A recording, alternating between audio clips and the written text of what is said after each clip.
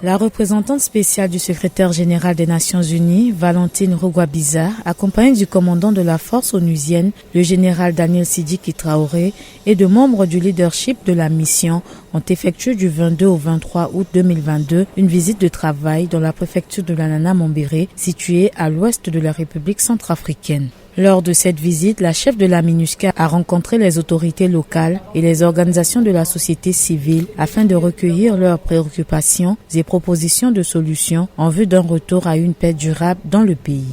Au cours de ces échanges, le sous-préfet de la Nana Mambéré, Jean-Norbert Niendé, s'est réjoui du retour de l'autorité de l'État dans sa sous-préfecture. Avec le rétablissement de la paix et de la sécurité qui s'installe progressivement, l'autorité de l'État, au fait, est une réalité dans la préfecture de la Nana, mais précisément dans la sous-préfecture de Boar. Moi, je dis souvent que le dénominateur commun de tous les problèmes que nous avons dans ce pays, c'est la paix et la sécurité. Et cette paix, cette sécurité sont rendues un peu possibles grâce à l'effort des uns et des autres. Les FDS, les FSI, également la MINUSCA. La chef de la MINUSCA, Valentine Rogwabiza, a quant à elle évoqué les efforts consentis par la MINUSCA en appui à la restauration de l'autorité de l'État. Je commence par vous remercier de ce retour,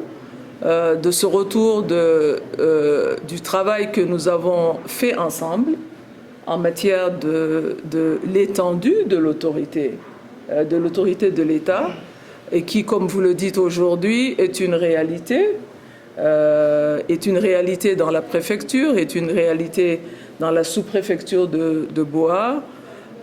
Et cela, le crédit vous en revient tout autant. C'est un travail qui a été fait en coopération, c'est un travail qui va être maintenu.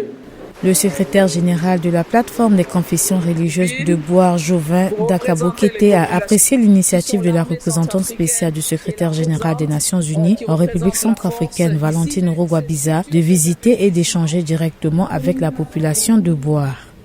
C'est la seconde fois que le représentant du secrétaire général des Nations Unies vient ici.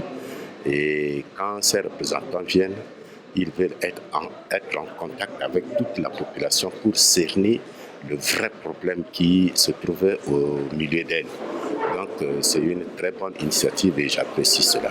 Au cours de son séjour à Boar, la chef de la MINUSCA a rendu visite à l'Africa Music School de Boar, une école de musique développant les talents musicaux chez les enfants orphelins afin de les éloigner des conflits.